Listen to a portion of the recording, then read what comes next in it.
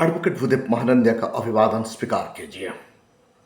साथियों, बसपा 2027 इलेक्शन का फाइट के लिए खड़ा हो चुका है। बीजेपी कांग्रेस ने SC ST वर्ग को धोखा दिया, बहन मायावती जी बताई उनका एक्स हैंडल में। बहन मायावती जी ये भी बताती है माननीय सुप्रीम कोर्ट ने आरक्षण पर चोट मारी, लेकिन बीजेपी कांग्रेस और इंडी गठबंधन इसके लिए मुंह नहीं खोले। बसपा एक पार्टी से पहले एक मिशन का विचार है, जो रंग आज महाराष्ट्र में देखने के लिए मिल रहा है। 2027 फाउंडेशन शुरू कर दिए है आकाश आनंद जी। रिजल्ट सामने मजबूती का साथ आएगा। आकाश आनंद कहते हैं 2024 इलेक्शन में हर कोई सिटीजन का पास बसपा पहुंचेगा। यंग मास के लिए बसपा अपना गेट खोल दिया है। राजस्थान में आयल्स टिनाडावे सरकारी डॉक्टर का ऊपर और सरकारी डॉक्टर का ड्यूटी नेग्लिजेंस से हड़का दिया।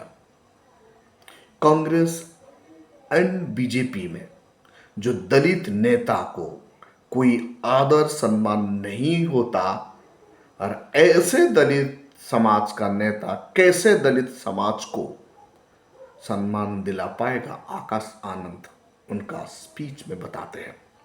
खबर को विस्तार से जानने के लिए आप हमारे साथ जुड़े रहिए। अभी तक आप हमारा चैनल को सब्सक्राइब नहीं किए तो काइंडली सब्सक्राइब कीजिए। साथियों, आप देख रहे हैं voice of people, voice of Bahujan. Akash Anand आजकल बहुजन समाज पार्टी का फाउंडेशन को मजबूत करने के लिए दिन रात मेहनत कर रहे हैं। आकाश आनंद ये बताते हैं 2027 इलेक्शन के लिए बसपा अपना फाउंडेशन शुरू कर दिया है। रिजल्ट सबको सामने आएगा और रिजल्ट मजबूत होगा। आकाश आनंद ये भी कहते हैं 2027 इलेक्शन में बसपा में हर सिटीजन का पास बसपा पहुंचेगा। और आज जो नौजवान को 17 साल 16 साल है, ऐसे नौजवानों को तैयार कर रहा है बसपा। यानी बसपा ये चाहता है हर कोई नौजवान बसपा में शामिल हो जाए और आने वाला 2027 इलेक्शन के लिए वो तैयार करे। बसपा एक मिशन है। बसपा एक मिशन है। इनका रंग आज महाराष्ट्र में देखने के लिए मिल रहा है। पहले बसपा मिशन है, उसके बाद पार्टी है।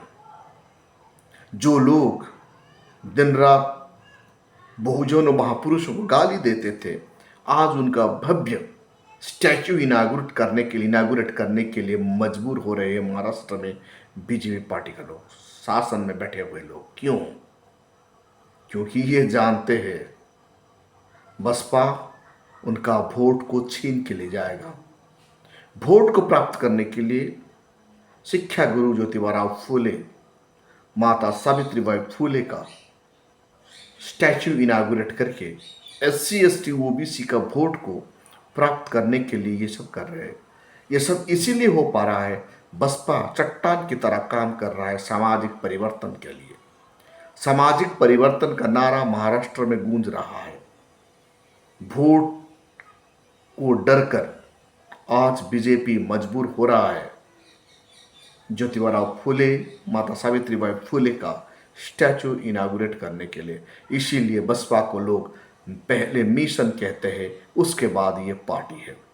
क्योंकि बसपा का विचारधारा ही है बहुजन महापुरुषों को सामने लाना, भारत का संविधान को इम्प्लीमेंट करना, देश में इक्वालिटी एस्टैब्लिश करना, देश में कानून का द्वारा कानून का शासन करना और कार्यपालिका न्यायपालिका व्यवस्थापिका को मजबूत करना। ये बसपा का पहला लक्ष्य है और कदम है।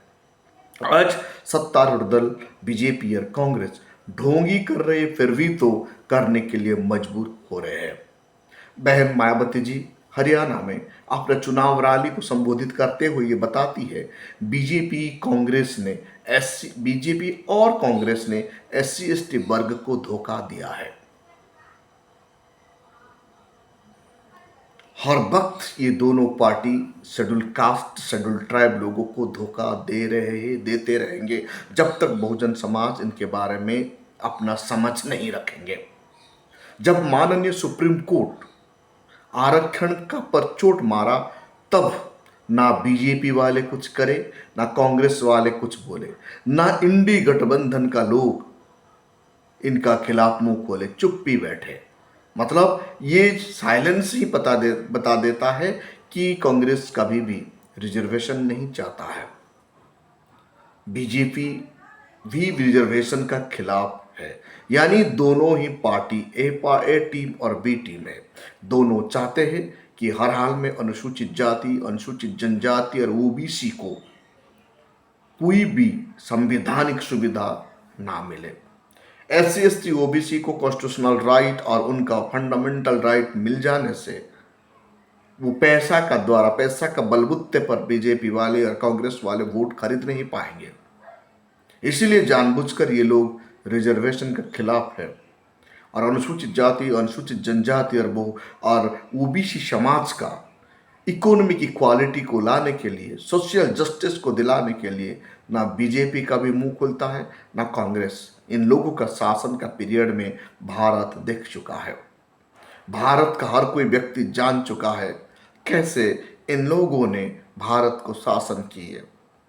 कांग्रेस का शासन में बहुजनों को क्या मिला? घंटा ही मिला। अब बीजेपी का शासन में भी लगभग 15 साल, अटल बिहारी वाजपेयी जी का पूरा 5 साल, उसके बाद मोदी जी का 10 साल और 1 साल, 16 साल कंटिन्यू शासन कर रहा है भारत को। भारत में अनुसूचित जाति, अनुसूचित जनजाति को क्या मिला?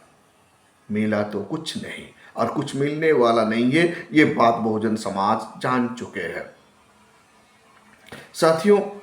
इसीलिए बहुजन समाज एक मिशन है। बहुजन समाज पार्टी को बचाना हर कोई अम्बेडकरवादी और बुद्धिजीवी का रिस्पॉन्सिबिलिटी बन जाता है। बहुजन समाज पार्टी ही एकमात्र पॉलिटिकल पार्टी है जो बाबा साहेब अम्बेडकर का मिशन को आगे बढ़ाता है। ज्योतिबा फूले, सावित्रीबाई फूले, महात्मा बुद्ध, तथागत बुद्ध, यानी तमाम दलित महापुरुषों का थॉट को आगे लेकर चलता है। और सर्वोपरि है भारत का संविधान। भारत का संविधान को बसपा बेपनाह प्यार करता है, और बसपा ये भी जानता है भारत में संविधान इम्प्लीमेंट हो जाने से अनुसूचित जाति और ओबीसी समाज का लोगों को उत्थान होगा। उनको ना शोषण होगा, ना कोई अत्याचार होगा, सबको इक्वालिटी मिलेगा, सामाजिक अधिकार मिलेगा, सामाजिक न्याय मिलेगा, कार्यपालिका, न्यायपालिका और व्यवस्थापिका सही से काम करेगा। इसीलिए बसपा एक मिशन है। कांग्रेस और बीजेपी में जो नेता, दलित नेता जाते हैं, काम करते हैं, आकाश आनंद उनका ट्विटर हैंडल में बताते हैं और एक चुनाव रैली को संबोधित करते हुए कहते हैं कांग्रेस एंड बीजेपी में जो दलित नेता को कोई आदर और सम्मान नहीं देता है। जो भी दलित नेता कांग्रेस में और बीजेपी में, उन्हें ना आदर मिलता है ना सम्मान मिलता है। उनको खुद को ही आदर और सम्मान नहीं मिलता, तो वो नेता कैसे दलितों का सम्मान दिला पाएगा? ये प्रश्न हर किसी का मन में आना चाहिए। आकाश आनंद ये बात उनका स्पीच में बताते हैं। ये हकीकत है, ये सही है। जो व्यक्ति को बिल्कुल सम्मान नहीं मिलता पॉलिटिकल पार्टी में, वो नेता बनकर आपको क्या सम्मान देगा? वो खुद का सम्मान वहां बचा नहीं पाता बीजेपी में और कांग्रेस में, तो बहुजन समाज को कैसे वो सम्मान दिला पाएगा? ऐसे नेताओं से बचने के लिए आकाश आनंद बताते हैं। इसीलिए बाबा साहेब अम्बेडकर भी कहा करते थे, कभी भी भूल से भी बहुजन समाज का लोग, दलित समाज का लोग, एससी एसटी ओबीसी का लोग कांग्रेस में 4 आने का भी मेंबर होना नहीं चाहिए, क्योंकि कांग्रेस कभी भी दलित हितैषी नहीं है। बीजेपी कभी भी बहुजन हितैषी नहीं है। ये बात खुलकर हमारा तमाम महापुरुषों बताते, बाबा साहेब अम्बेडकर, ज्योतिबा फूले साहब, आज आकाश आनंद भी वही बात बता रहा है और बता रहे हैं। क्योंकि हमारा दलित नेता को कभी भी कांग्रेस सम्मान नहीं दिया, आदर नहीं दिया। बीजेपी भी दलित नेता को कभी सम्मान नहीं दिया और आदर नहीं दिया।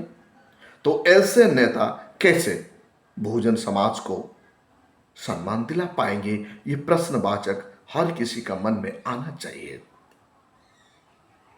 साथियों, वक्त अब आ चुका है भारत का संविधान को बचाना, न्यायपालिका को सही से न्याय दिलाने के लिए उन्हें कंटिन्यूटी करवाना, एग्जीक्यूटिव को सही से संवैधानिक प्रक्रिया में काम करने के लिए कौन रोक सकता है? सिर्फ ही सिर्फ व्यवस्थापिका। यानी जो व्यवस्थापिका मतलब हम जब वोट दे के जिनको चुनते हैं वो पावर में आने के बाद देश का 4 ऑर्गेनाइजेशन उनका कंट्रोल में आ जाता है, न्यायपालिका, व्यवस्थापिका, कार्यपालिका और प्रेस मीडिया। तो इसीलिए बहुजन समाज को मजबूती के साथ बाबा साहेब का आदर्श को पालन करते हुए उनका द्वारा दिया गया अधिकार, आर्टिकल 5 में जो वोट देने के अधिकार दिए हैं उनको सही इस्तेमाल करना, 2027 आने वाला इलेक्शन के लिए फाउंडेशन को मजबूत करना, जो हमारा आदरणीय नेता आकाश आनंद जी बता रहे हैं, फाउंडेशन मजबूत करना है और 2027 में बहुजनों का राज लाना है और शासन लाना है। साथियों, राजस्थान में आजकल टीना डाबी चर्चे में है। कभी वो सफाई कर्मियों का साथ मिलकर राजस्थान का सड़क पर सफाई करती है और जो दुकानदार और सवर्ण जाति का लोग जो गंदा करते हैं उन्हें वो बताती है गंदा मत कीजिए। क्योंकि सफाई कर्मियों ने ये बताया हम लोग इतने मेहनत करके साफ सुथरा करते हैं लेकिन इन लोगों ने गंदा कर देते हैं। गंदा करना आदत छोड़ने के लिए टीना डाबी जी दुकानदार को और जिन लोगों ने अपना रेसिडेंसी बना कर रहे हैं उनको बता रही है, रिक्वेस्ट कर रही है। उसका साथ साथ और एक बात देखने के लिए मिलता है, राजस्थान में टीना डाबी जब अचानक दौरे पर चले जाती है तो एक क्लिनिक उनका सामने आ जाता है। उस क्लिनिक में सरकारी डॉक्टर बैठा हुआ था। उनका ड्यूटी का टाइम में गवर्नमेंट हॉस्पिटल छोड़कर उन्होंने अपना निजी क्लिनिक में बैठकर वो ट्रीटमेंट कर रहा था, मतलब बिजनेस। हेल्थ को कैसे बिजनेस कर दिया गया, उनका खिलाफ टीना डाबी जाती है और उनको हड़काती है। कानून कहता है जो सरकारी नौकरी करता है वो प्राइवेट प्रोफेशन कर नहीं सकता। एक टीचर जब गवर्नमेंट टीचर बनता है तो वो प्राइवेट कोचिंग दे नहीं पाएगा। वैसे ही एक डॉक्टर जब वो गवर्नमेंट हॉस्पिटल में मेडिकल प्रैक्टिस करता है, डॉक्टर प्रैक्टिस करता है तो वो क्लिनिक में, अपना निजी क्लिनिक में जाकर प्राइवेट ट्रीटमेंट कर नहीं पाएगा। ये कानून अपराध है। इसीलिए भारत का संविधान कहता है प्राइवेटाइजेशन रोकने के लिए आर्टिकल 12 बताता है प्राइवेटाइजेशन को कैसे मनोवादियों ने बढ़ावा दे दिए और कैसे बिजनेस कर रहे हैं हेल्थ और एजुकेशन को। क्योंकि हेल्थ और एजुकेशन ऐसा एक बिजनेस बन गया है भारत में रहने वाले बहुजन समाज को एक्सप्लोटेशन करने के लिए इनको एक जरिया मिल गया है। इसलिए आज बहुजन समाज पार्टी भी चाहता है संविधान को सही से इंप्लीमेंट करने के लिए, यानी आर्टिकल 12 सही से इंप्लीमेंट हो गया तो प्राइवेटाइजेशन बंद हो जाता है। प्राइवेटाइजेशन का नाम निशान ही नहीं है भारत का संविधान में, फिर भी कैसे कानून बनाकर एलपीजी बनाया गया, आर्टिकल 335 को रोंदा गया और आर्टिकल 12 को कैसे फिनिश कर दिया गया। ये बात धीरे धीरे बहुजन समाज का लोग समझ रहे हैं और इनका जवाब 2027 में डेफिनेटली मिलेगा। और अब जो इलेक्शन का डिक्लेयर हुआ है हरियाणा में भी ये जवाब देखने के लिए मिल रहा है। जहां भी बहन मायावती जी जा रही है और इन लोगों का गठबंधन का रैली हो रहा है वहां भीड़ ही भीड़ उमड़ रहा है। आज गोदी मीडिया का शोर बदल गया है। वहाँ सर्वे से ये पता चल रहा है इन्होंने और बसपा दोनों मिलकर हरियाणा में अपना सरकार बनाएंगे। 2027 में बसपा मजबूती का साथ सामने आ रहा है। हर कोई स्टेट में कार्यकर्ता कैडर देना शुरू कर दिए हैं और आकाश आनंद जी ये कह रहे हैं नौजवान का पास हर कोई नौजवान को जोड़ेगा बसपा और 2027 में भारत में एक कॉन्स्टिट्यूशनली जो अधिकार मिलता है बहुजनों को, ये अधिकार मिलेगा। साथियों, आप देख रहे हैं भाई सब पीपल, भाई सब बहुजन। अभी तक आप हमारा चैनल को सब्सक्राइब नहीं किए तो काइंडली सब्सक्राइब कीजिए और बेल का आइकन जरूर दबाइए।